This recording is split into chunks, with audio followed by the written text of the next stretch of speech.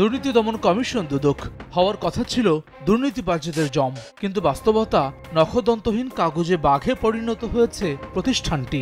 সত্যিকারের দুর্নীতিবাজদের ধরার পরিবর্তে বিরোধী মতের রাজনৈতিক নেতা, বিশিষ্টজনদের সম্মানহানিই যেন একমাত্র কাজ হয়ে দাঁড়িয়েছিল সংস্থাটির। পতিত সরকারের শেষ পর্যন্ত দায়িত্ব পালন করা মঈনুদ্দিন আবদুল্লাহ কমিশনের কর্মকাণ্ড বিশ্লেষণ করে দেখা যায়, বেসিক ব্যাংকের বিরুদ্ধে চার্জশিট দেওয়া ছাড়া দৃশ্যমান কোনো কাজ করেনি কমিশন। অন্যদিকে বিরোধী মত দমনে সরব ছিল সংস্থাটি। সাবেক প্রধানমন্ত্রী বেগম খালেদা জিয়া সহ বিরোধী রাজনৈতিক নেতাদের বিরুদ্ধে হয় ধারাবাহিক হয়রানিমূলক মামলা। তলবসহ নানাভাবে হয়রানি করে মামলার ফাঁদে জড়ানো হয় নোবেলজয়ী ডক্টর মোহাম্মদ ইউনূসকে।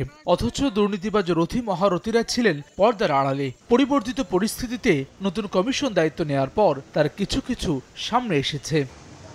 ৫ আগস্ট শেখ হাসিনা সরকারের পতনের পর দাবির মুখে প্রথম ধাপের সংস্কার কমিশনের সঙ্গে গঠিত হয় দুদক সংস্কার কমিশন, যার প্রধানের দায়িত্ব দেওয়া হয় দুর্নীতি বিরোধী সংগঠক ডক্টর ইফতেখারুজ্জামানকে।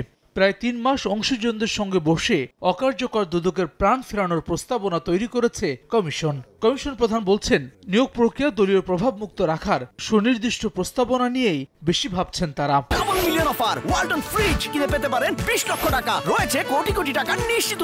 দুদকের যা শুরু থেকে জন্মলগ্ন থেকে নিয়োগ প্রক্রিয়ার মধ্যে একটা দলীয় রাজনৈতিক প্রভাব ছিল, যার কারণে দুদক এক ধরনের রাজনৈতিকভাবে জিম্মিত দশায় ছিল। ইতিমধ্যে খসড়া প্রণয়ন প্রক্রিয়া শুরু হয়েছে এবং আমরা আশা করছি যে ২০২৫ জানুয়ারির প্রথম সপ্তাহে সম্ভবত ৭ তারিখে জমা দেওয়ার আমাদের প্রত্যাশা।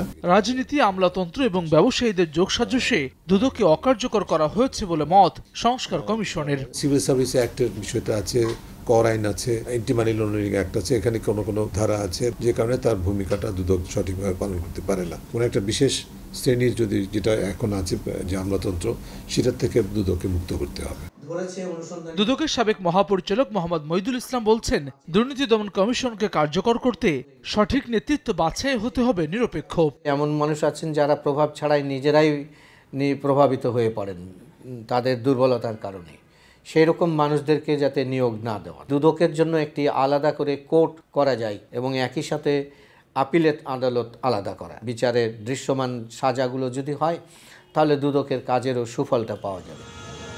বিশেষজ্ঞরা বলছেন, রাজনৈতিক হস্তক্ষেপ, আমলাতন্ত্রের প্রভাব আর অভ্যন্তরীণ দুর্নীতি রোধে দুদকে কার্যকর সংস্কার প্রয়োজন। তবে ক্ষমতাসীনদের সদিচ্ছা আর কর্মকর্তাদের আন্তরিকতা না থাকলে এর সুফল মিলবে না।